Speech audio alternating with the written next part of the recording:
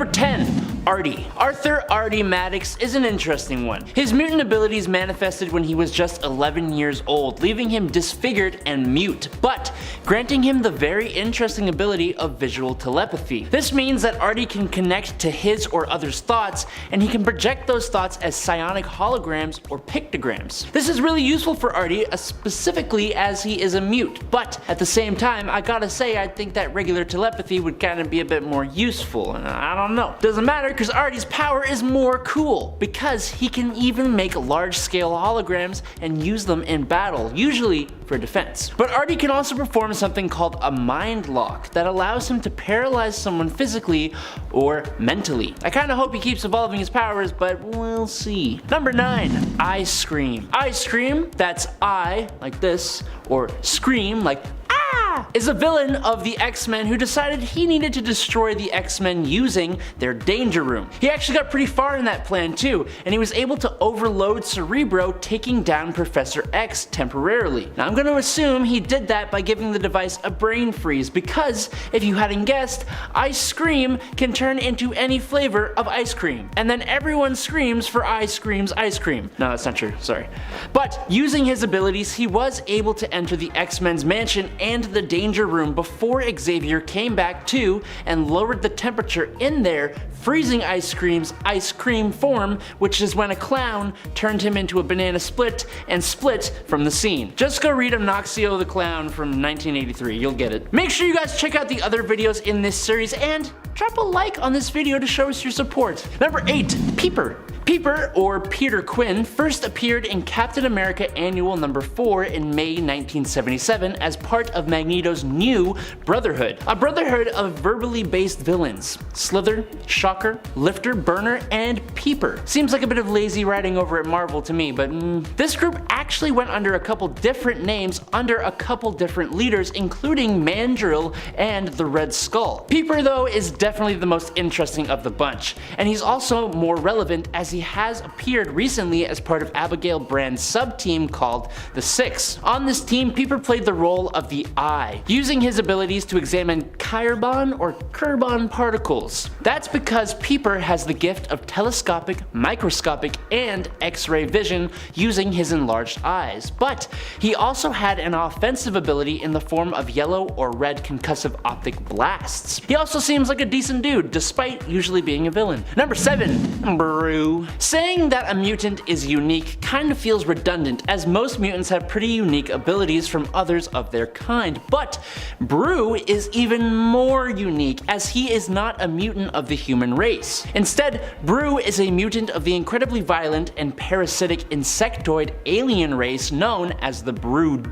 This essentially means he can actually feel compassion and friendship, and he was born separately from the Brood hive mind, meaning he is not loyal to a Brood queen. He also possesses super genius levels of intelligence, making him one of the smartest students at Jean Grey's School for Higher Learning. So, Brew's X gene mutation is only really mental or psychological in nature, but being a Brood, he brings natural body armor and fanged jaws to a fight, and recently, Brew actually consumed a king egg, making him king of the entire Brood species, including the Brood queens. Number 6.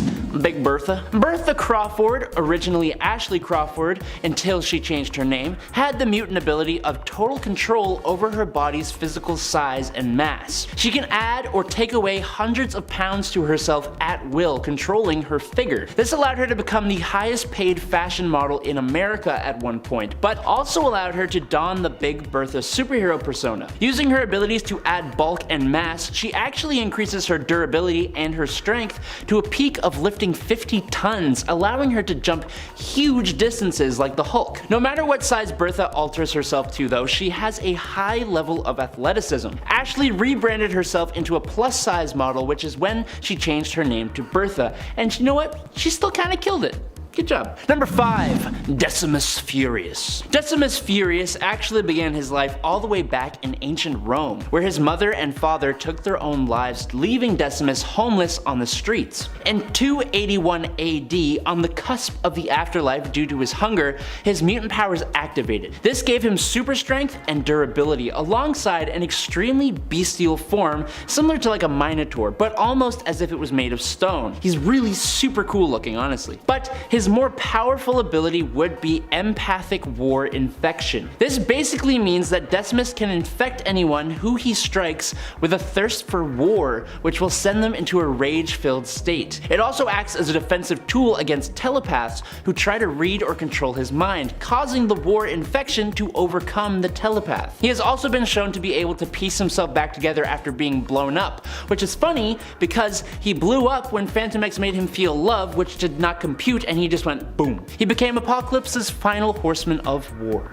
Number 4. Warpath. James Proudstar is the younger brother of John Proudstar, also known as Thunderbird, and he always idolized his brother, but in that idolization he actually limited his own powers to a degree. Mostly, his mutation boosts up his physical capabilities, granting him super strength that has had various different levels, once having Hulk levels of strength, but another time struggling to fight an alligator. He can run at 100 miles per hour, and his stamina allows him to exert himself for 24 hours without rest. He can withstand a hell of a lot more than a regular human, like falling several stories or being hit with energy blasts. His agility and reflexes are increased to the point of dodging bullets, and his senses allow him to see in the dark and hear sounds other humans can't. After some training with Pete Wisdom, Warpath has shown the ability of self-propelled flight and a regenerative healing factor. What's really interesting is that while working with Ghost Rider, James gained shamanistic abilities like perceiving spirit energy. He's also probably one of the best mutant combatants, whether it's unarmed or armed with his vibranium daggers. Number 3.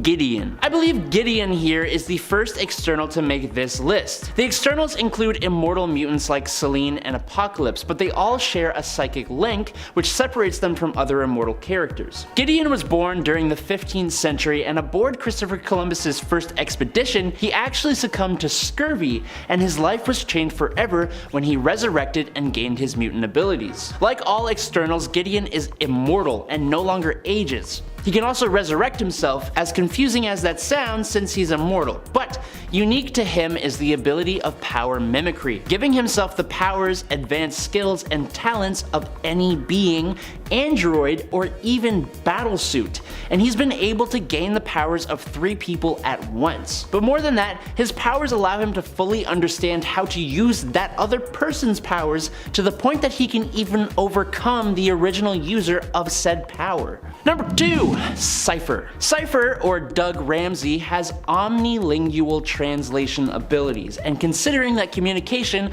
is an essential part of our everyday lives, whether that be with other humans, devices, or even our own selves, I'd say he's pretty powerful. He can translate language of literally any origin, even alien. He can read and decipher codes, including computer code, as well as read body language, subtext, and unspoken intention. More recently, everything he sees is interpreted as information, meaning he basically kind of just reads life. He can read body language to the extent he's able to predict people's moves before they make them. He can learn and perform spells for magic users, and he even created his own overly complex language that makes him immune to psychic mind reading. But Doug actually merged with Warlock, essentially giving Doug techno-organic shapeshifting abilities on top of everything else. And for our number 1 spot, we are going to talk about my number 1 favorite X-Men, Nightcrawler. Kurt Wagner was first introduced in Giant Size X-Men number 1 in April 1975, with the mutant ability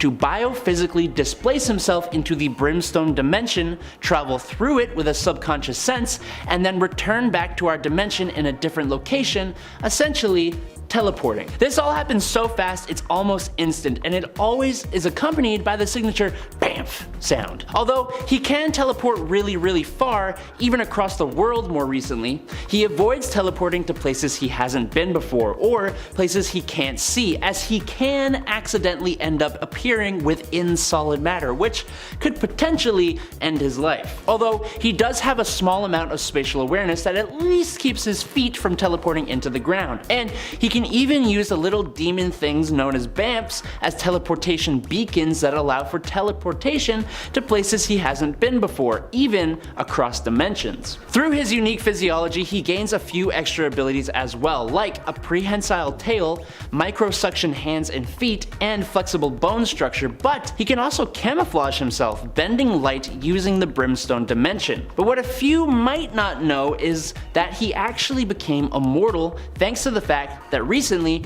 he sacrificed his soul in heaven to come back to life, which is good because I never want to lose this legendary blue mutant. Number 10 is Spike. I talked about Marrow in part 8, so it's only fair that I talk about the animated X-Men Evolution character known as Spike. Spike, or Evan Daniels, was actually the nephew of Aurora Monroe, but his mutant powers are much different than hers. Similar to Marrow, Evan can manipulate his bones, causing it to project through his skin to create armor and bone spikes that he can use as melee weapons, or he can even launch the spikes from his body as projectiles. Unlike Marrow though, Spike's bones piercing through his skin and being broken off, or fired as projectiles, doesn't actually hurt him, which is a huge benefit. What's super interesting though is that after some time with the Morlocks, Spike was able to make his bone spikes so hot they were almost on fire, which actually kind of raises more questions that go unanswered than anything else. In at number 9 is Avalanche. You don't often get Greek mutants, which makes Dominic Petros a pretty unique character already. Dominic came from the Greek island of Crete, which is somewhere I desperately want to travel to, so if someone can hook me up with that, that'd be great, thanks. Like a lot of mutants though, he started out as a villain. Originally part of the Brotherhood of Evil Mutants, then X-Corps, Project Wide Awake, Freedom Force, and Villains for Hire. He's gotten around, and with the destructive capabilities of his powers, it honestly kind of makes sense. Avalanche can create super powerful vibration waves from his hands. These waves can cause matter to shatter or crumble, and if he uses it on the Earth or even large buildings, he can basically create earthquakes or,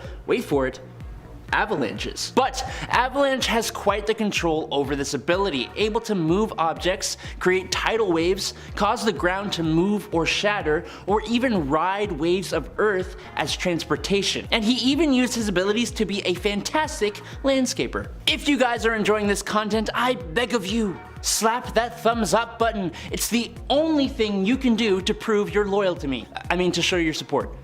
Number 8, the Blob. The Blob, or Frederick Dukes, is one of those characters I really didn't give enough credit to when I was growing up. He can actually do some pretty cool things, and some things that didn't even occur to me. His actual main mutant ability, for example, is that he can essentially become immovable by creating a monodirectional increase of gravity beneath him that extends out about 5 feet in radius from his center of balance. But what's even cooler is that with some training, Blob was able to manipulate his gravitational aura outwards in order to trigger a localized implosion. Also, the Blob is incredibly durable. The fat on the Blob is able to absorb the impact of rifle bullets, cannonballs, bazookas, and even torpedoes. He has even been able to survive being hit by a meteorite that was 50 feet in diameter moving at terminal velocity, which is insane. But that's not all. Blob is also able to manipulate his body, basically shapeshifting to a degree. After undergoing the Mother Vine enhancement process, Blob even developed a secondary mutation, liquid form, and here I thought he was just incredibly fat. Number 7, Caliban. If you have seen Logan, then you'll recognize Caliban as the bald, seemingly albino mutant who hangs out with Logan and Professor X. In that movie, he displays Caliban's main ability, which is being able to detect mutants' X genes, usually within about a 25-mile radius. Although, it's worth noting he has been able to detect particularly powerful mutants from further away before. But what I want to talk about is Caliban's other power that most people don't know. It's called his flight or fight response. So whenever Caliban feels stressed, he manifests 2 extra powers: super strength that can overpower Spider-Woman, and fear absorption. This second power allowed Caliban to absorb the psionic energy created in the fear from others and amplify it back into his environment, doing things like very quickly turning those nearby into a fear-induced panicking mob. This ability was boosted by Apocalypse twice when Caliban served him as both death and pestilence. Number 6, Frenzy. Joanna Cargill, like a lot of the X-Men, started off as a villain. She ran away from her home after her mutant powers activated, and she caused caused the passing of her not so great dad in self-defense. From there, she would join Apocalypse's Alliance of Evil, where she would do battle with the X-Men. She would go on to join the Acolytes and eventually the X-Men too. Now, she works as an agent of S.W.O.R.D. on Abigail Brand's X-Men Red Team. So, with a history like that, she has got to have some cool powers. Well, Frenzy's main power is invulnerability. She possesses steel-hard skin, which has only ever been penetrated by adamantium. She's also highly resistant to extreme hot and cold, as well as radiation, and she can withstand high-impact forces like Cyclops' optic beam or a punch from She-Hulk. Speaking of She-Hulk, a byproduct of Frenzy's power is that she has super strength as well. Enough to lift around 25 to 75 tons and punch Jennifer Walters back if she wants to. Number 5, Typhoid Mary. Okay, so if you know who the Mutant Legion is, the one who has hundreds of different alternate personalities that all have different mutant powers, well, Mary Walker is sort of like that, only for Mary, she has only a handful of alternate personalities and they just allow her to access the powers that just Mary can't access. Those powers include limited amounts of pyrokinesis, telekinesis to move small objects, grabbing her dropped weapons or even turning objects into armor, and telepathy, usually used to manipulate others or influence people to do things without thinking, like kissing her or grabbing their weapons. Her Mary persona is a pretty quiet and timid person with no actual powers, but her other main persona is Typhoid, who is more adventurous, lustful, and violent. She later adopted a few other personas like Bloody Mary, who was sadistic and brutal and pretty much hated all men. Kind of understandable, sort of. And Mutant Zero, who was a cold, calculated, and militaristic person. Number 4, Mask. The Morlock leader, Mask, has a pretty ironic ability. He himself is not exactly the most gorgeous of beings, but his abilities allow him to alter the appearances of others through touch, molding their bodies and features like clay, or just mentally influencing the change he desires. He can alter people's hair and skin color, body structure, and several other features, including turning limbs into tentacles. Mask can also use his powers in combat by making an enemy's limbs attached to their body, like that, or by closing their breathing orifices to limit their combat prowess. His powers of body manipulation later evolved so that he could alter his own flesh, but the new limits of his powers were stated to be a secondary mutation by Charles Xavier. Apparently, when Mask's body was pierced by Shatterstar's sword, Mask instinctively altered his own internal organs to help him survive, and ever since, he's been able to modify his own body. But what he can do exactly in terms of modifying his own body hasn't really been told yet, so we don't really know. Number 3, Christine Cord. Although Christine Cord, now going by Longstrike, doesn't actually have any mutant powers anymore after M-Day, she used to actually go by the name Tattoo, because her mutant ability was a chameleon skin that allowed Christine to form words or patterns on her skin which she could use to camouflage herself or convey messages. But she actually has a secondary ability in the form of biophasing. This basically meant that Christine was able to move through matter, and if she reached into another person, which is a terrifying thought, she could disrupt the neurochemistry of a person and or alter their molecular composition. Unfortunately, we won't know what else she could have possibly done because after losing her abilities and joining the New Warriors, she unfortunately did not live for too much longer. And at number 2 is Jeb Lee. Jeb Lee is one of the final horsemen of the mutant Apocalypse. He was chosen as Famine after Apocalypse watched Jeb using his drums at Gettysburg during the Civil War. Now, using his drums made Apocalypse choose Jeb as a horseman? Yes, it did, because Jeb has an incredibly unique mutant ability, which is to transmit a bio-auditory cancer that feeds on the flesh of all who can hear it whenever he makes a tapping noise, whether that be with his drums or even just tapping his fingers on a table. Jeb has a pretty,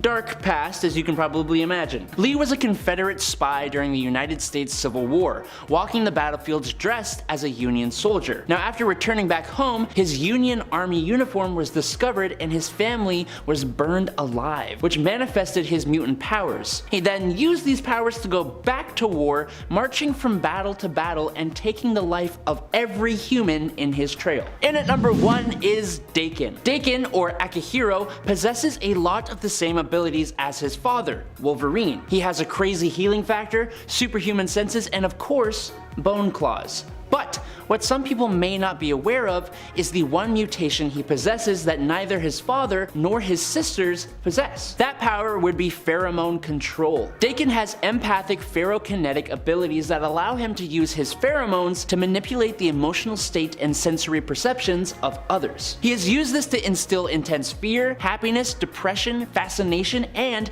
a false sense of security in others. The false sense of security, though, is the definitely most interesting one, as it has allowed him to sneak up on others without them even worrying that he could be there, which is so cool. He has also used this ability to alter others' depth perception and vision, making them fight sluggishly. He can also control his own pheromones to make him basically untrackable, even to someone like Wolverine. Now, there are limits to Dakin's pherokinesis, but it is such a cool ability. Moving on to number 10 with Marrow. Of all the mutant powers out there, I think the one I would actively try to avoid having, if that was how it works, is the abilities of Marrow. Now, Marrow's actual mutant ability is a hyper-accelerated metabolism, and it's through this that she's able to do what most people know her for: accelerated bone growth. She has the ability to control the growth, shape, and toughness of her bone structure, even having it protrude from her body and be used as weapons that she can remove. She can also use this ability to create a sort of armor. Now, the only problem, and the reason I wouldn't want it, is that it hurts when she does it, and just imagine how much that would hurt, having your bones protrude from your body.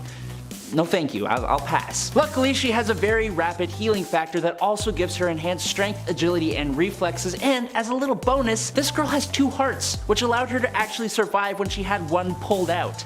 Nice. Number 9, Eunice the Untouchable. Now, I gotta say the force field abilities of wrestler, criminal, and villain Eunice the Untouchable definitely have some major drawbacks. The positives are great. His force field can withstand blows from the Incredible Hulk. He can project his force field to move objects. He could also use the shield to be untouchable, hence the name, opening it up to be able to grab things and eat. Now, the drawback would come in the fact that there have been multiple times where Eunice had his abilities increased, but to a point he couldn't even control his own abilities. At this time, his shield would literally close him off from everything. He couldn't grab things, eat food, or even breathe oxygen, which caused him to even pass out on one occasion, which luckily deactivated his powers, allowing him to actually live. Maybe if he used his powers for good, the writers would make him less self-destructive, but these are the cards you're dealt, bro. Guys, if you are indeed enjoying this video, do make sure to give it a little thumbs up. It's all you gotta do to let us know that you're enjoying what you're seeing. Thanks, nerds. Appreciate you. And at number 8 is Pyro. St. John Allardyce is an Australian pyrokinetic mutant. He has the ability to control flame to grow in size and intensity, and to even take on any form he desires. He has used flame to create almost solid creations he refers to as, quote, the living flame, which have been in the shape of gigantic claws, birds, or even golems. The size, power, and intensity of the fire beings Pyro created were limited only by the extent of his imagination, the degree of his concentration, and his force of will. The only problem for Pyro is that he cannot generate flames spontaneously. He needs a source, which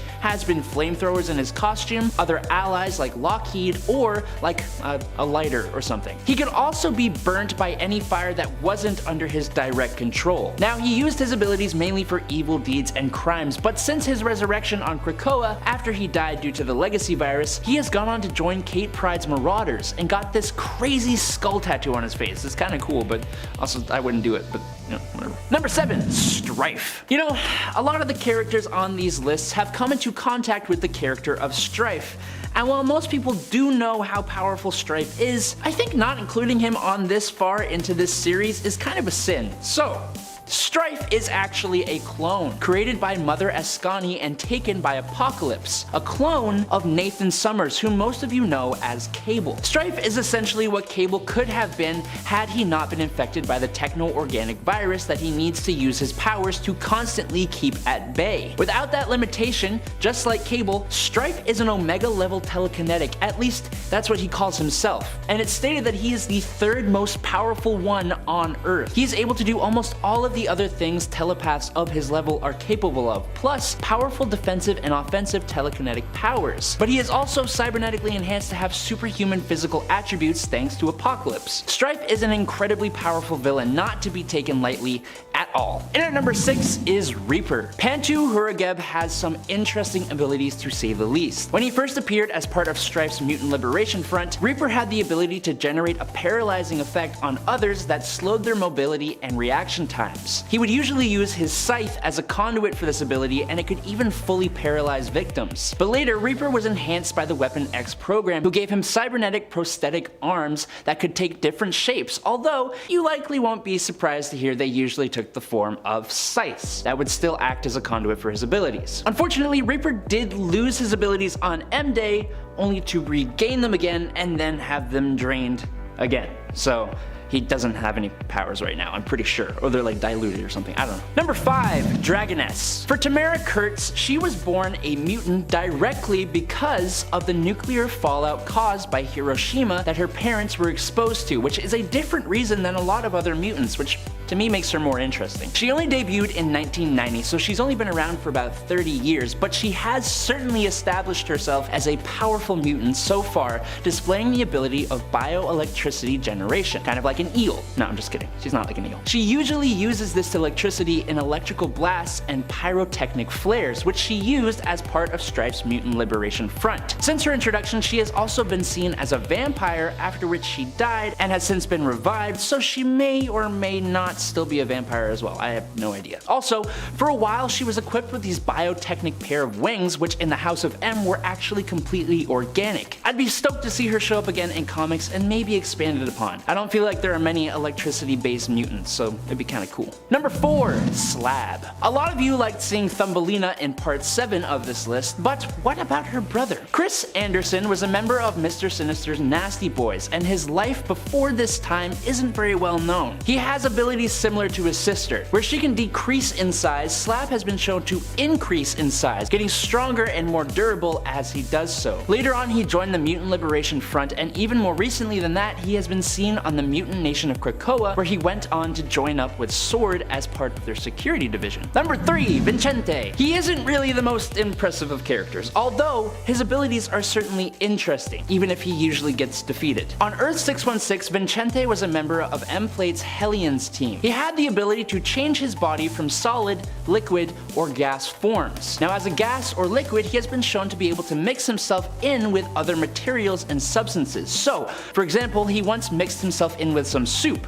Or, in the Age of Apocalypse world, he became wine inside a bottle. Over time, he further developed his abilities so that in his gas form, he could now render himself poisonous if inhaled. He was defeated twice, and since the last defeat, he hasn't really appeared more. Not yet at least, so let's cross our fingers and hope he shows up. Number 2, Skids. Sally Blevins, otherwise known as Skids, has a long history in Marvel Comics, being involved with many other mutant characters and teams from Magneto and Charles Xavier to the Morlocks and Exterminators. First introduced in X-Factor number 7 in August 1986, Skid's mutant ability is to create frictionless force fields that protect her from pretty much all physical attacks, falls, energy weapons, and projections. It can also allow her to kind of skate at a bit of speed given the frictionless nature of these force fields. She can also use her force fields to extend to others if she focuses. There was one really cool moment when she protected Avalon from breaking up upon re-entry to the Earth's atmosphere with help from Jean Grey. That was really cool. So if you ever check that out, check it out. That made no sense. Whatever. Let's move on. Number 1, Wind Dancer. Sophia Mantiga was increasingly isolated at a young age, being ignored by her father, Walter Barrett, after the death of her mother and being told to not use her powers. Now, Sophia finally reached a breaking point. She entered into one of her father's grocery stores and let loose a hurricane inside of it. After she was arrested by police, Mr. Barrett was confronted by Danielle Moonstar, who saw Sophia on the news. She, persuaded him to enroll Sophia into the Xavier Institute. Sophia Mantiga has aerokinesis that she uses to amplify small vibrations in the air and draw far-off sounds to her ears. She can also disrupt the equilibrium of others with compressed air, lift herself off the ground for flight, create sharp forces of wind that can cut through material, and she even creates isolated whirlwinds or direct blasts of high-pressure air control. And she can manipulate the movement of air, but this is all before she was depowered. She has been a part of the Marauders, X Corporation, New Warriors, and New Mutants squad. Coming in right at number 10 is Richter. Julio Richter has a pretty interesting mutant power. Richter can manipulate various aspects of the planet itself. Originally, his powers manifested in simple seismic energy, allowing him to create earthquakes, shock waves, and rudimentary transport of Earth matter. However, after Richter's powers evolved, he now has the ability to remotely terraform the ground around him in a much more precise manner. He can toss rocks around with precision or will the ground to open up like a tunnel. But he also has some skill with plants, controlling vines and other plants to ensnare his opponents. Julio also gained magma kinesis after being trapped under an active volcano and just rising out of it, riding on top of the magma like an absolute badass. More impressive than that though is that Richter's powers have created a psychic / empathic bond between himself and the primal life force of Earth's biosphere, allowing him some clairvoyance and mysticism. Definitely one of the coolest characters I have never heard of. I just wanted to pause here to say if you're enjoying this list so far, dropping a like is all you have to do to help us out and let us know that this is what you want to see. And on that note, we're gonna get to number 9, who is Gorgeous George. Beauty is in the eye of the beholder, and when I behold George Blair, gorgeous is not the word that comes to mind, but nonetheless that is the name he holds. Gorgeous George's body is composed of this tar or putty-like stuff that, through his thoughts, can be expanded, morphed, and reshaped in any way he wants. Using this ability, he has been able to turn his entire body into a puddle or make himself extremely slippery to avoid capture. Side note, becoming extra slippery just makes me like ick, you know? I don't like that slipperiness. George is also very hard to injure. He can reconstitute parts of his body and can even bend to dodge attacks. The slippery thing also kind of helps with this as well. He has also once tried to choke Strong Guy by using his powers to enter his lungs, which is just a terrifying thought. On a lighter note though, his arms are actually longer than normal because he forgot their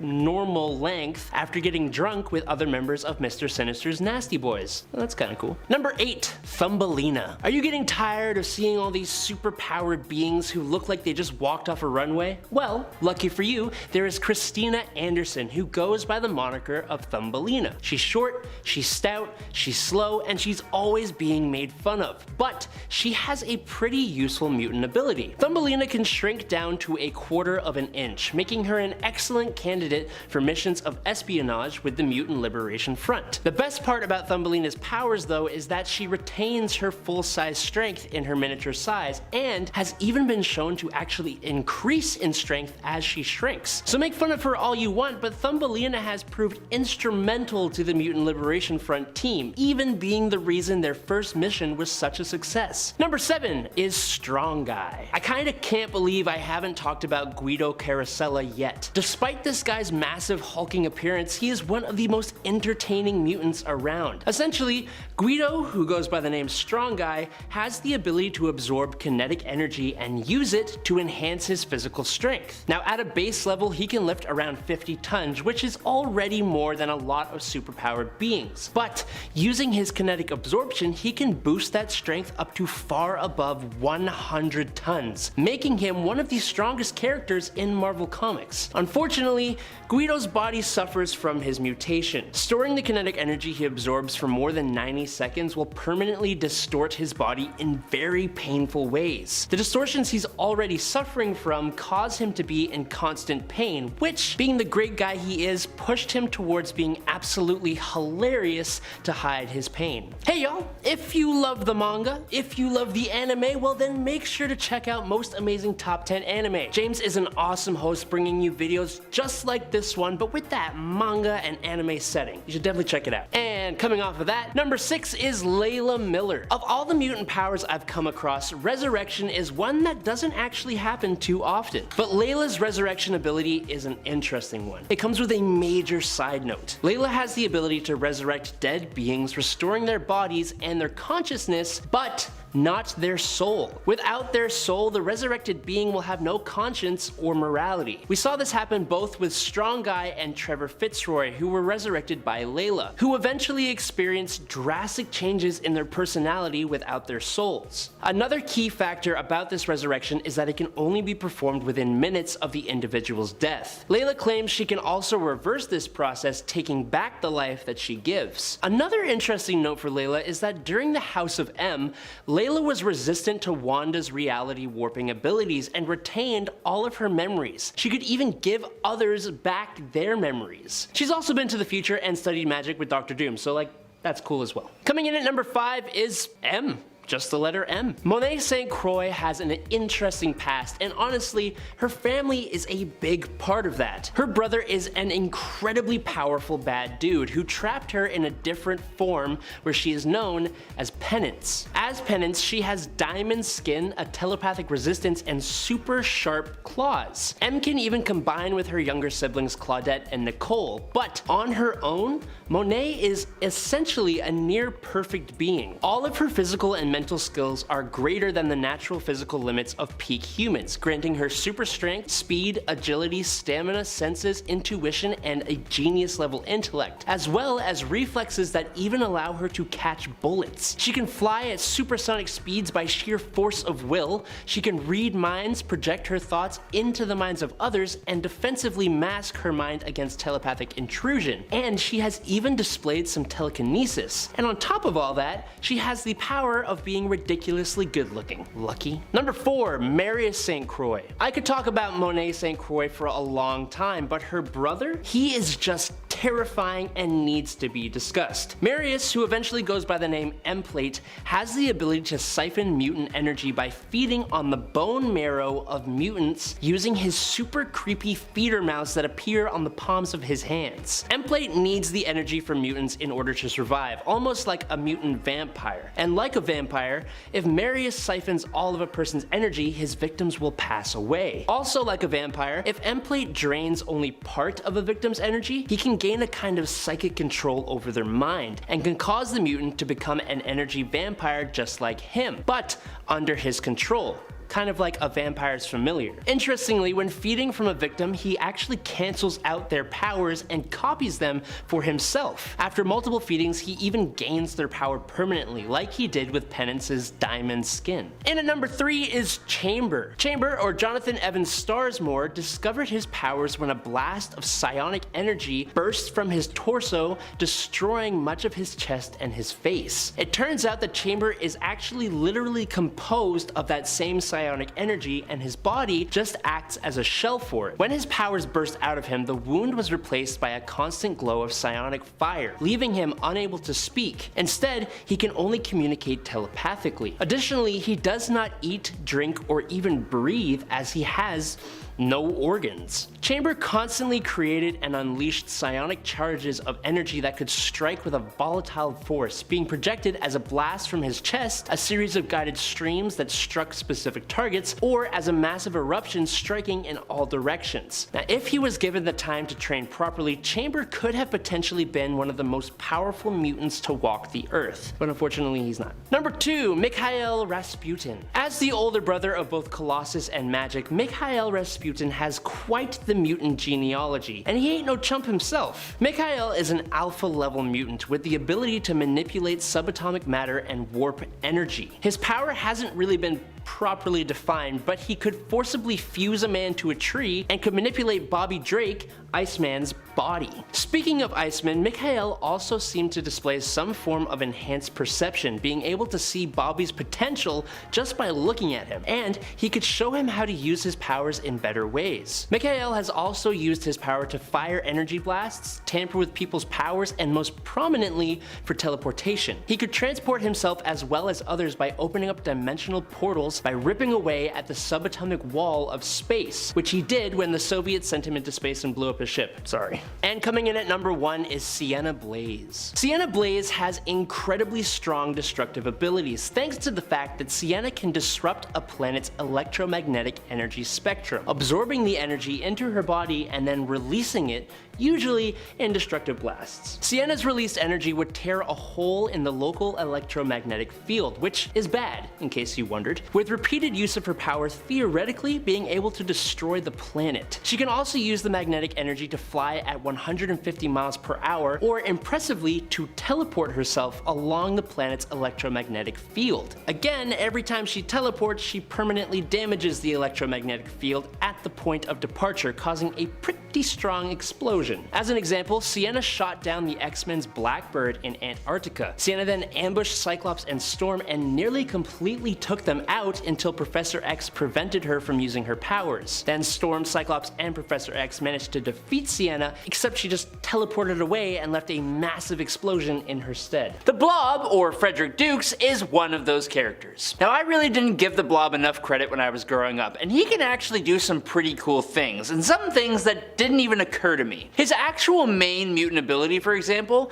is that he can essentially become immovable by creating a monodirectional increase of gravity beneath him that extends about 5 feet in radius from his center of balance. But what's even cooler is that, with some training, Blob was able to manipulate his gravitational aura outwards in order to trigger a localized implosion. Also, the Blob is incredibly durable. The fat on the Blob is able to absorb the impact of rifle bullets, cannonballs, bazookas, and even torpedoes. He has been able to survive being hit by a meteorite that was 50 feet in diameter moving at terminal velocity, but that's not all. Blob is also able to manipulate his body, basically shapeshifting to a degree. After undergoing the Mother Vine enhancement process, Blob developed a secondary mutation, liquid form. Now, not actually, but his secondary mutation allowed him to stretch his body to a great extent, and the problem is the mutation was hard to control, so when he first ever manifested it, he stretched himself too far and basically turned into a puddle. Next up is Gambit, and Gambit has the really cool mutant ability of molecular acceleration, allowing him to convert the potential energy of a non-living object through touch and kinetically excite the molecules to the point that they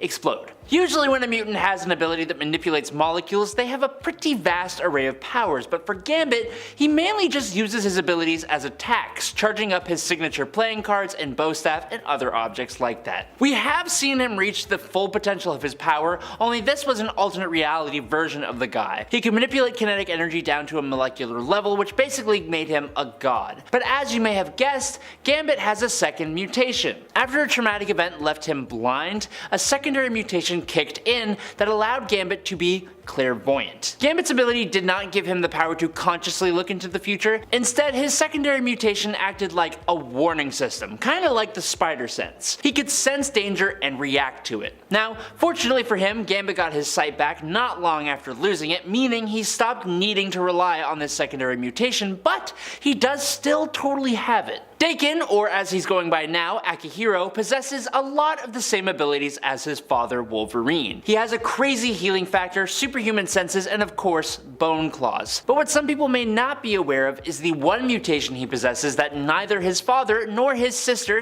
/ clone possesses. That power would be pheromone control. Dakin has empathic ferrokinetic abilities that allow him to use his pheromones to manipulate the emotional state and sensory perception of others. He has used this ability to instill intense fear, happiness, depression, fascination, and a false sense of security in others. The false sense of security one is probably the most interesting, as it's allowed him to sneak up on others without them even worrying that he could be there. He also has used this ability to alter others' depth perception and vision, making them fight sluggishly. He can also control his own pheromones to make him basically untrackable, even to someone like Wolverine. There are limits to Dakin's ferrokinesis, but it's such a cool ability. If you have seen the movie Logan, then you'll recognize Caliban as the blind, seemingly albino mutant who hangs out with Logan and Professor X. In that movie, he displays Caliban's main ability, which is being able to detect mutants' X genes, usually within a 25-mile radius. Although, it's worth noting he has been able to detect particularly powerful mutants from further away before. But what I want to talk about is Caliban's other power that most people don't know. This is called his flight or fight response. Whenever Caliban feels stressed, he manifests 2 extra powers. Super strength that can overpower Spider-Woman, and fear absorption. This second power allowed Caliban to absorb the psionic energy created in the fear from others and amplify it back into his environment, doing things like very quickly turning those nearby into a fear-induced panicked mob. This ability was boosted up by Apocalypse twice when Caliban served him as both Death and Pestilence. The mutant Toad has been a member of the Brotherhood of Evil Mutants and by extension a part of the mutant community for a hot minute, but in my opinion, Mortimer Toynbee hasn't really been utilized as much as he should be given his massive list of abilities. Toad has a degree of superhuman strength, specifically in his back and legs, which allows the little weirdo to jump around 25 to 37 feet, and he'll kick you so hard that you are never getting back up again. He's got flexible bone structure, superhuman stamina, durability, reflexes, and agility. Toad, like a lot of super beings, has a regenerative healing factor, but unlike a lot of mutants, he has UV vision, a super strong 30-foot prehensile tongue,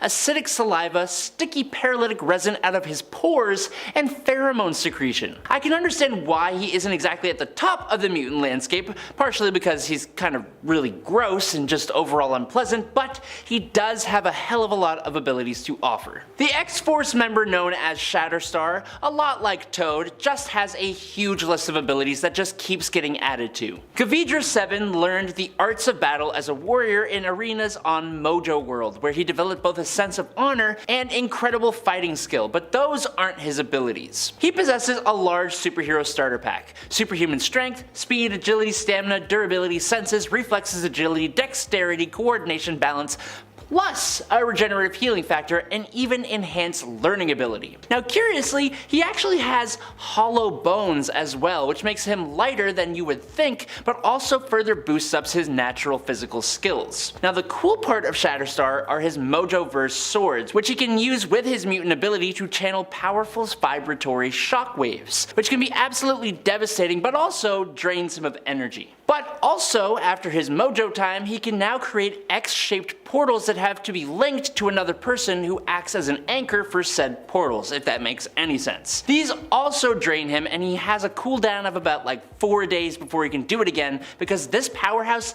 needs some kind of balancing of some sort. Next up is Sage. Sage is basically a super genius, with a brain more powerful than any computer in the world, granting her perfect memory and rapid analytical ability. She can come up with the perfect plan in an instant, learn just about any skill without having to practice, remember everything she's ever experienced, perform multiple tasks at once by allocating a partition of her brain to each task, and, thanks to training with Professor X, she can engage in telepathy. Her telepathic abilities allow her to detect minds and read them, project thoughts, astral projection, cast realistic mental illusions, and she even has a kind of psionic defense unique to her called her firewall. But it doesn't even stop there, as Sage even has some biokinetic abilities as well, including reading another mutant or person's genetic code and DNA, being able to literally see who someone's related to, jump-starting latent or enhancing current mutant abilities, and she has complete control over her physical body, being able to expel nanobots from her body by controlling her immune system, almost like highly advanced antivirus. She needs more time in the spotlight, that's all I'm saying. Next up is Wolfsbane. Rain Sinclair has the mutant ability that I kinda wish I had when I was a wee little lad. She can turn herself into a wolf at will, and can even go into a transitional form that is basically as close to a werewolf without being a werewolf as you can get. In fact, she is basically a werewolf, but with none of the drawbacks of being that kind of monster. She retains all her faculties minus not being able to talk and just being a little tiny bit feral, and is not forced to change only at nighttime. Rain grows much larger than her human form when she changes, and gains access to some enhanced strength, a healing factor, and enhanced vision, which coupled with the body of a wolf, grants her enhanced speed and reflexes as well. But then she got a secondary mutation, and it's a weird one. After becoming an agent of New Tien in X-Men Blue number 9, she gained the ability to somehow transform into a pack of 5 wolves, and on top of that, her general wolfy-like characteristics, like claws and teeth and all that jazz, also became stronger and sharper on top of that. Paige Guthrie is part of a family that has a lineage of mutant abilities. Sam Guthrie, Cannonball, Joshua Guthrie, Icarus, Melody Guthrie, Arrow, and Jebediah Aya Guthrie are all part of her family. Paige's power is a wee bit unorthodox though. She has the ability to shed her skin, and by concentrating on specific chemical or elemental formulas, she can cause the layer of skin underneath to be a different element or shape or state. With that power, she's been able to have skin made of metal, diamond, granite, wood, rubber, glass, and one time she even managed to basically turn into a lizard, which should be a secondary ability all by its own. Husk has always had troubles with her powers, such as not being able to morph multiple times without intense pain. However, in Generation X, it got a little bit worse when Paige started suffering from dramatic mood swings and patchwork morphs. It was then revealed later that her secondary mutation also causes her to change personalities every time she morphs, and that can cause her to act out or even black out. And last but not least, as the daughter of Magneto, Polaris actually has pretty much exactly the same abilities as him. She can control and manipulate magnetic fields, allowing her to create force fields, fly on the Earth's magnetic field, emit magnetic concussive pulses that can overload and short circuit electrical systems, and so much more. But there was a very short period of time where she gained a power we have never seen from her father. When the villainess Zaladane stripped Lorna of her powers, leaving her completely vulnerable, the jolt of losing said powers forced Polaris' latent secondary mutation to evolve. Polaris was now able to absorb negative emotional energy to transform into a virtual powerhouse. She grew in height and gained super strength, durability, and invulnerability. Basically, Polaris can Hulk out. Now, after regaining her magnetic powers, Lorna lost her Hulk-like abilities, but it is still technically something that she could do until the Scarlet Witch caused M-Day, which got rid of the ability altogether. Number 10, Emma Frost. She's probably the biggest name on this list. It almost feels like everyone knows her powers, but someone suggested her in the comments, and well, she's awesome. Emma Frost possesses telepathic abilities on a similar level to Charles Xavier. She's been referred to as an Omega-class telepath and has demonstrated the ability to stalemate Exodus and overcome telepaths such as Nate Gray and Rachel Summers through greater experience and skill. With her telepathy, Emma Frost can create psionic shields, telepathic cloaking, telepathic illusions. She can absorb information and upload information into others. Emma can project one's astral form from their body onto the astral planes or the physical planes. She can inhibit others' powers, induce pain, erase a person's memories, and heal mental trauma through psychic surgery. She has intuitive multilingualism, mind control, can create mental links, induce mental paralysis and sedation. She can alter others' minds, cause a kind of mental amnesia. She can telepathically detect and track others, not to mention produce psionic blasts and psionic lightning. And that's not mentioning her secondary mutation of a diamond form. This grants her super durability, strength, and stamina, as well as psychic immunity, but at the cost of her psychic powers. Number 9, Black Tom Cassidy. Black Tom Cassidy is the cousin of Sean Cassidy, who is Banshee, and he was originally a longtime crime partner to the villain Juggernaut. But his powers are interesting to say the least. Originally, his mutant power was bioorganic thermokinetic blasts, generating concussive blasts of force through any wooden medium. Normally, it was forgive my pronunciation, a shillag, which is a traditional Irish wooden fighting stick. Tell me if I messed it up in the comments, please. After a fight with Cable, doctors grafted a wood-like substance onto his wounds, healing him and allowing him to channel his bioblast directly through his fists. But as a result of a genetic virus, the substance spread over Tom's whole body, turning him into a Groot-like looking dude, which actually worked to his benefit as the secondary mutation gave him plant growth, allowing him to grow to immense size, superhuman strength, a healing factor, chlorokinesis, which is control over plant life within his vicinity. He could distribute his consciousness among plants he controlled, and Cassidy could drain the life force of organic beings. He eventually returned to a human form, but kept the capacity to control plants to a limited degree, mainly focusing his powers on wood specifically, and using the energy channeling aspect of his powers, he could increase his striking power to generate protective shielding. Number 8, Sebastian Shaw. Sebastian Shaw is a mutant that you'll probably best recognize for being the Black King of the Hellfire Club, or the guy who somehow took out Darwin in the X-Men First Class movie. I still think that was dumb. His powers are actually a bit different from that movie though. Shaw has the ability to absorb energy, specifically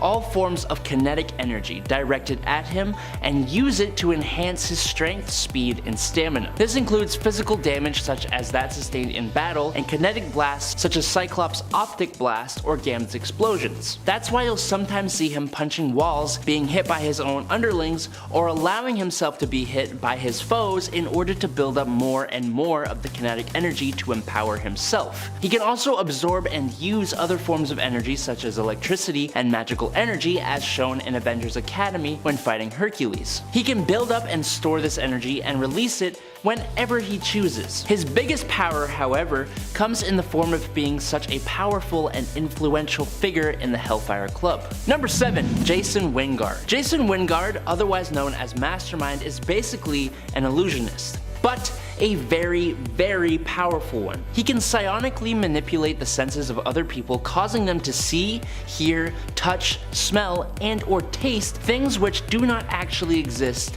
or see, hear, touch, smell, and or taste real things in ways that they would not do naturally. So, for example, he can seem to make a solid wall appear in an empty space, or he can make himself look and sound like a different person, or look and feel like a wall, or even seem invisible. Since his power only affects the mind, his illusions cannot be recorded with cameras or anything like that, but his power is so strong that even if his victims know they are being subjected to an illusion, they will still react to the illusion as if it were reality, unless they can rid themselves of all suspicion that it is indeed reality, which sounds a little confusing. Basically, if Mastermind creates the illusion of a wall, most people, even if they know it's an illusion, will still be unable to walk through that wall. His most famous usage of his power, in my opinion, is when he attempted to manipulate Jean Grey, which led to that whole Dark Phoenix thing.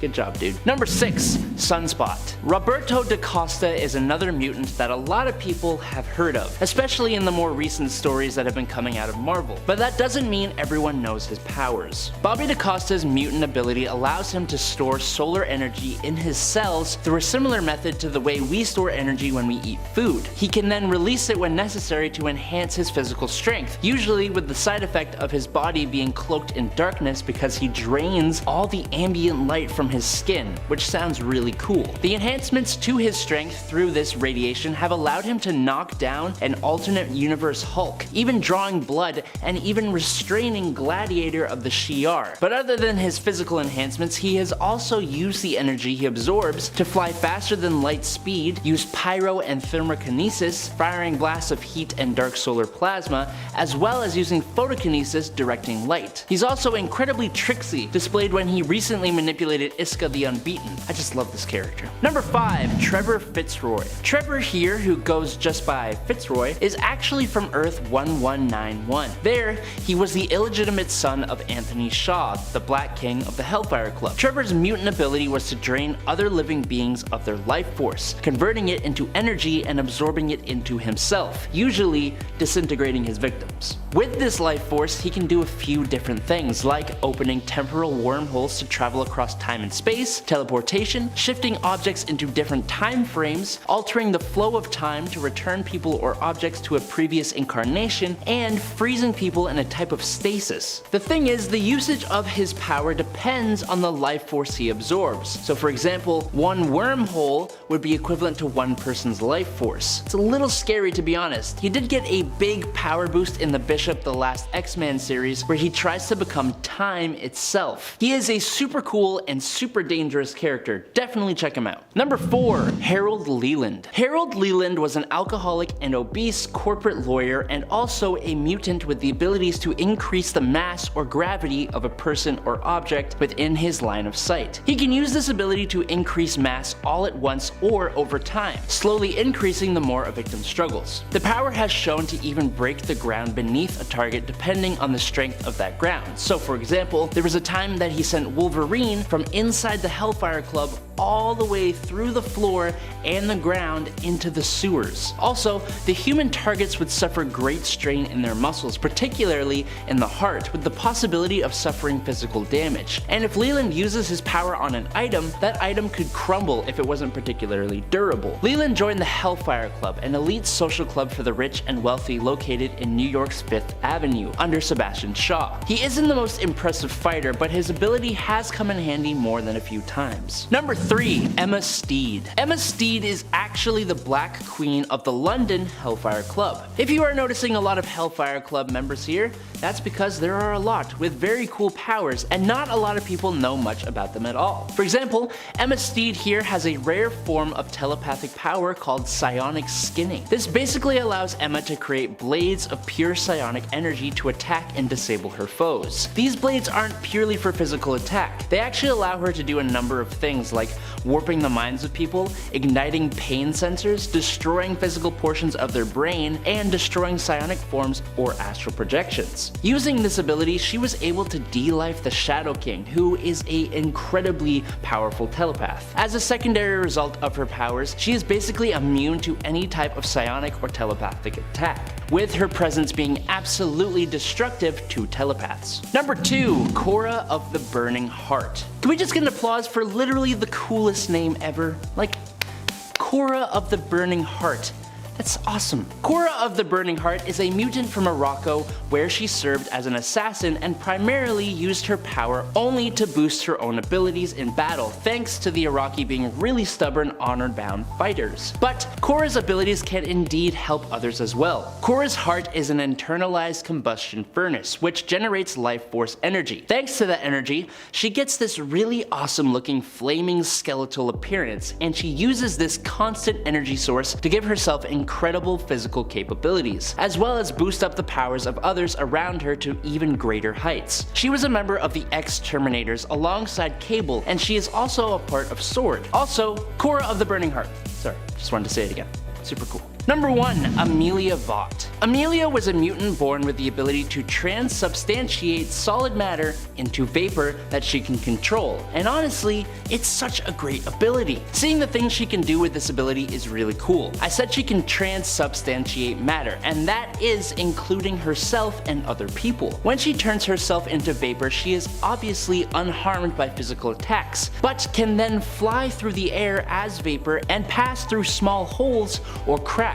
But the vapor is still physically there, which means she can still move objects as vapor. She has also turned her allies into vapor to get them out of dangerous situations, substantiating them beside her. And she's even stolen weapons off of enemies, turning them into vapor, which she then reformed in her own hands. But wait, there's more. Using the astral plane, Amelia is able to transport herself and anything else across the surface of the globe in an instant, even summoning distant people to herself by teleportation, converting them into mist and then bringing that mist into her presence to be reformed. It's just super cool. This secondary mutation is an interesting one for me, as I didn't know about it myself. I've never been deep in the know when it comes to Elixir, so it was cool to find out that something I thought was just a core part of his standard mutation is actually perhaps secondary. For this point, we're talking about Elixir's physical mutation, the golden hue of his skin. This change occurred shortly after his first appearance. Only a few issues later, he actually uses his powers to heal himself and his skin changes to a golden color.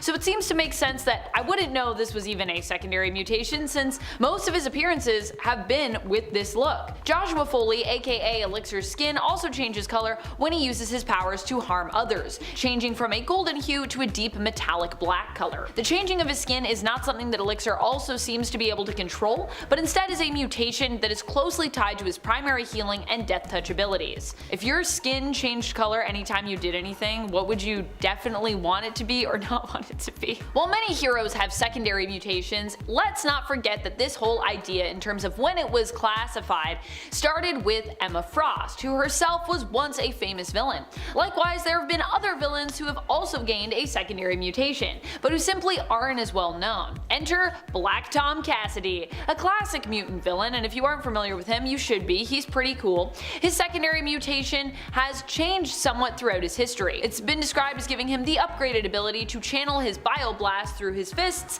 as opposed to needing wood to channel said blast, which is what he originally had, giving him his own plant form, and giving him the power to manipulate plants and wood around him. Like many others on our list, Black Tom actually got this sort of secondary mutation from being mortally wounded, but yeah, it's changed a lot throughout the years in terms of exactly how it works or what it does. It feels weird to include Beast also on this list, but when I think about most people I know who love the X-Men, they usually always think of Beast as being default blue. Now this is because most of the people I know grew up with the 90s or early 2000s Beast after he'd undergone his secondary mutation. Many fans out there still don't know that Beast's original power set was just that he was like super dexterous. He just looked like a guy. He had big feet, big hands, and he swung around a lot. Initially, Beast looked like this guy, but after being exposed to a serum he created which isolates and boosts the X gene in mutants, he became permanently mutated again, gaining the secondary mutation of the blue fur. In fact, I think Beast may be the first mutant in comics to have developed a secondary mutation, before we even had a terminology for it at that time. He mutated. He's all covered in blue fur, which initially was actually like a gray fur, but that's a whole other story. That has to do with comics coloring and miscommunications and just how blues and blacks got often mixed up by people. With this next one, we're not talking about that time that Kitty Pryde was turned into a cat person in Wundagore, although that was a thing that happened. It was something though that she was given as opposed to an evolution of her mutant-based abilities, and it was temporary. With Kitty, or Kate, it's interesting as there are a few different instances where I feel one could argue that she manifested some kind of secondary mutation, or more specifically evolution of her powers. But this has also, I don't believe, ever fully been confirmed in the comics. Let me know if I missed something and if there is a page where someone says, this is a secondary mutation. I'd like to focus on the heightening of her powers over the years, which I believe is the version of a secondary mutation, as I understand what secondary mutations are, which can either be a significant power boost or it can be something additional. Some people, however, see secondary mutations as just something new and concrete added to a mutant's power set, like Emma Frost's diamond form, which exists separate from her telepathy, but it doesn't need to be that. And in fact, I think a major power boost does count, hence why I'm counting it. And if you don't agree, we can debate about it in the comments. Like when Kitty stopped needing to hold her breath while intangible, or when she was merged with the Black Vortex, becoming all-powerful, but then after giving up the Black Vortex's power, discovered that she had unlocked a new level of power through that, so after using it, it was kind of like an additional mutation. As I said, there are actually multiple moments for Kitty when I feel like this has happened, but those are the main ones that come to my mind. Speaking of folks who have seen major power boosts throughout the years, enter Bobby Drake, aka Iceman. Iceman has had a few different moments like Kitty Pryde where I would say his powers have evolved, and which could be considered a secondary mutation as he severely leveled up. When he learned he could manipulate his body into more than just ice or snow, and learned to use his water form. When he learned he could just become straight up ice. That was a whole thing, because before he was, I believe, covered in it. When he healed back up after having his ice form shattered. And when he learned he could make ice clones. Honestly, Bobby's just had a lot of moments because he's super OP. Sync developed a pretty powerful secondary mutation after he returned from the dead during the Krakoan era, so this is a recent one, so you might not know if you're not following with modern comics, or maybe you are and you're like, oh my gosh, this is the one I do know. His secondary mutation is more suspected, I would say, than confirmed. Well, we know he has this ability now, but we don't necessarily know if it is a secondary mutation or not. The ability in question is that he can now remain synced with other mutants even without being near them. I believe the idea is if he's synced with you once, he can kind of sync with you whenever, but of course there are some limits to this and we're still kind of figuring out how that works. I don't think that sync using those powers if you're not near him would be as powerful. However, this mutation also takes a toll on his body and it seems to age him faster every time he uses it. In addition to this, he can also sync with superpowered non-mutants as well, which is huge. As I said, the full extent of his newfound abilities has not been explored, and I don't know if everyone would consider them to be a secondary mutation, as they're still tied to the same power set, but I personally do. I believe secondary mutations can also manifest in a boost to a predetermined power set, and I think this should count. To me, it's a secondary mutation, so there you go. Take it or leave it. Cypher is another hero who went from being kinda lame to kind of insanely powerful thanks to his own secondary mutation.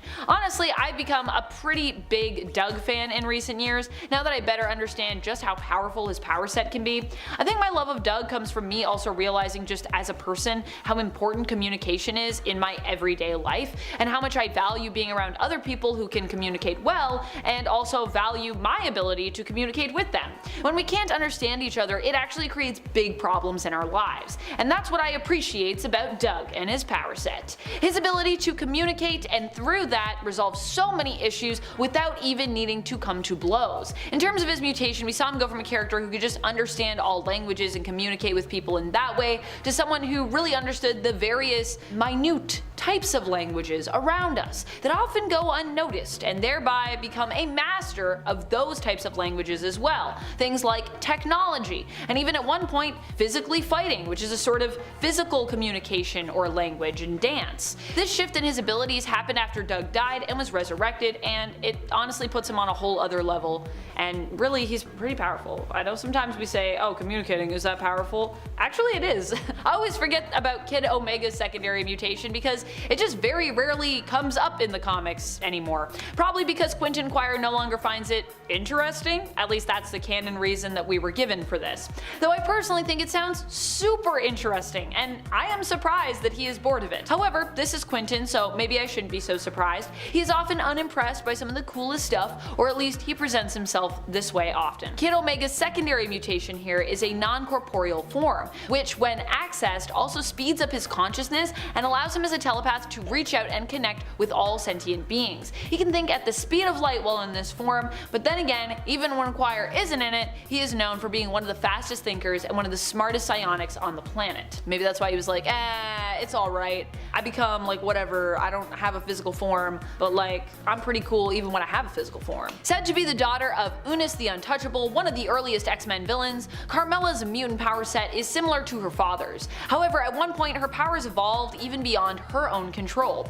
This seems to be a result of being exposed to Mother Vine, which triggered a secondary mutation in her. This mutation would cause her energy field to overcharge the more she used it, making it more devastating in terms of the damage it did to the people and technology around her. And if you aren't familiar with Unis the Untouchable, his main thing was that you couldn't touch him because he had a field around him that made it impossible to touch him. But this is also a field that blasts out in Carmella's case as well. What was worse, she had no control really over the power of her energy field, and she also suffered as a result thanks to overcharge resulting in a backlash. So when it happened, she would also be in pain as well. So she'd be causing pain to others and then also be like, ow. I mean, I know she's like a villain normally, but still, sucks, you know? That would suck, whether you're a villain or not. Number 10. Vanisher. Vanisher actually has the mutant ability of teleportation, but unlike mutants like Nightcrawler, Vanish's teleporting ability is completely psionic in nature and actually causes him to go through a series of extra-dimensional portals. But he does it so quickly he didn't even realize that was what he was doing. There is actually an instant where he tries to explore his powers more and stops his teleportation partway through, ending up trapped in the Dark Force dimension by its inhabitants. Vanish can also use his ability to bring a certain amount of mass other than himself with him when he teleports, which in one case allowed him to teleport himself and about 8 others from Southern California to Genosha. To add to that, Vanisher can actually also teleport any part of his body, kind of like how the Spot did it, but he does it so little that it's almost kinda not worth mentioning. Number 9. Tag. Brian Cruz, the mutant known as Tag, has the awesome ability called the Pariah effect. Now this ability allows Brian to psionically tag a target, causing that person to emit a psionic signal that could make everyone, or even a select group of people in an area, either run away from or run towards and dogpile on top of the selected target, or who he likes to call it. The distance of this game of tag was about 100 feet, and everyone affected by the ability, excluding the one tagged, was fully aware of what they were doing while not being able to control their own actions. It's such an interesting ability, and it's fun as well because he can also tag a target with the effect of having that person run away from themselves, so they would just be uncontrollably running until he cancelled the effect. He was part of the group called the Helians until he lost his power on M-Day and passed away in a missile attack shortly afterwards. But luckily, Tag was resurrected on Krakoa, and hopefully we will get to see him use his abilities again at some point. Number 8. Hijack. Marvel's mutant David Bond actually has absolutely nothing to do with British 007s. Instead, David is the mutant known as Hijack with the technopathic ability to assume control over vehicles. It's kind of so oddly specific, and it makes me wonder if the ability works for things like bicycles or like scooters or something. This power gives me more questions than answers, to be perfectly honest. Look, he's controlled buses to ram into sentinels, and he's even been able to control an entire SHIELD helicarrier, and even a fleet of them at one point, which is definitely no small feat of its own. His abilities have even allowed David to control technological suits of armor, but curiously he couldn't control sentinels. Now, while his power could be used in quite a lot of different ways, David wasn't always the most useful of characters, so we didn't get a whole ton of him to analyze. Number 7. Manifold. Originally, Manifold was thought to be a teleporter, but his powers are much more than just teleportation. Eden actually has the ability to communicate with the universe and kind of ask it for certain things, and in turn the universe would change and mold to do what he wanted. So for teleportation, for example, he's actually kind of creating the Einstein-Rosen bridge and folding space to allow himself, or whatever he wants, to be teleported from wherever he is to wherever he wants. It's the same thing when he creates portals. He's used the ability to fold space around him to make him appear invisible, and he can even fold space around beings and things, like when he teleported a bit of the sun's plasma to his hand and folded space around it so it wouldn't be able to hurt him, which is a crazy thought. Even though this ability only works in his native reality, it seems like potentially an incredibly powerful ability. Number 6. La Bandera. First appearing in Wolverine Volume 2, number 19 in the December of 1989, La Bandera is said to be the daughter of a supporter of Fidel Castro, and her mutant ability is basically to be an awesome leader, which in turn apparently powers her secondary mutation. So her first mutation is as an empath, able to influence the emotions of others, which she mainly used to inspire people to fight against oppression. And then in turn, the amount of followers she had would power her energy projection powers, which she would channel through her staff. So if she has no followers, then there's no energy projection. But if she's using her empath abilities properly, then she should always have followers, right? She began fighting dealers, who she followed to the South American country of Tierra Verde, which at that point was ruled by a harsh and corrupt dictator. She teamed up with Wolverine to fight the dictator, but unfortunately she passed away at the hands of Zeitgeist in 1995 and hasn't really been talked about since, like, at all. Number 5. Blindfold. It's interesting that Blindfold wears a blindfold, as she was born with no eyes or eye sockets for her to blind with a fold. But don't think being unable to see is some kind of handicap. Blindfold is wildly powerful. Blindfold's powers are psychically based and are strongest in telepathy and wielding astral energy, which she can make solid to do a number of things, including creating armor, weapons, force fields, and energy blasts, and using it to cast her astral projections into the physical world. Using her telepathy, sometimes in conjunction with the astral plane and its energies, Ruth is capable of astral travel, psychometry, precognition, retrocognition, clairvoyance, psychic possession, mental influence, and she even has some chaos manipulation. She also has a degree of telepathic resistance, meaning telepaths can't read her mind, but they can still possibly attack it and possess it and all that fun stuff. And in at number 4 is Destiny. After talking about Ruth, it seems like a logical shift to talk about her possible great-grandmother, Irene Adler. Irene Adler, otherwise known as Destiny as a mutant, has a long history going all the way back to the 19th century, and she was even in a relationship with Mystique all the way back when. While she has her eyes, unlike Blindfold, Irene is indeed physically blind. But it's okay, as she could still see the future. That's because Destiny has the mutant power of precognition, able to mentally scan the probability spectrum of alternate futures, and by concentrating, she could focus on only the most probable alternate futures. She could scan the alternate futures that existed from 1 second away up until those that existed 15 minutes away, but she could be 97% accurate if her predictions were 10 seconds away or less, allowing her to basically see what she was doing even though she couldn't see what she was doing. Number 3.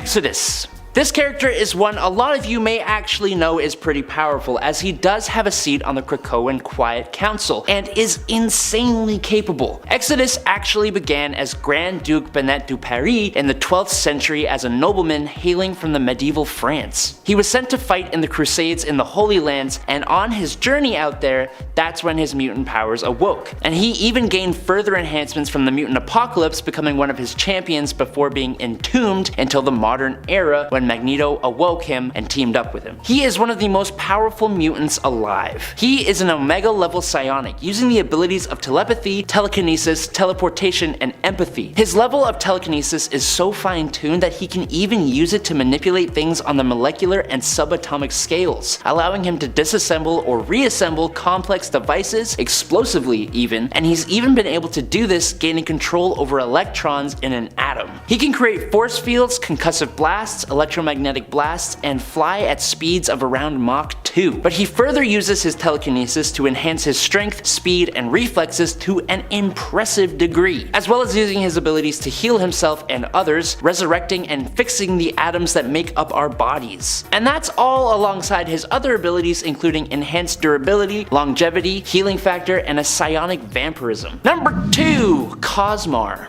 When Tashi Rapina first showed up in 2020, her mutant powers caused a little bit of a problem. Tashi has Waneric reality warping, essentially meaning her dreams branch out and affect the reality around her, trapping her and whoever is around in the dreams. Now, people trapped in there can be physically or telepathically affected by these abilities. So, for example, when she was having a nightmare, some guards discovered her and were turned into monsters by her abilities, but it only added to the fuel of her nightmare, making things a lot more worse. Her abilities can also show others their dreams or fears. It took Wildside using their abilities to make Tashi's nightmares into a pleasant dream to free those who had been trapped inside. It's a bonkers power, and its emergence affected her physically too, which led her on a mission to try and find a way to look more human again. But her ability is definitely one of the more unique ones I've seen, with those who become trapped in her dreams being connected in one neural network with Tashi and used as a power source. Number 1, Dani Moonstar. Okay, a bunch of you guys mentioned Dani Moonstar in the comments of the last part, as there was a mutant that had a similar shtick.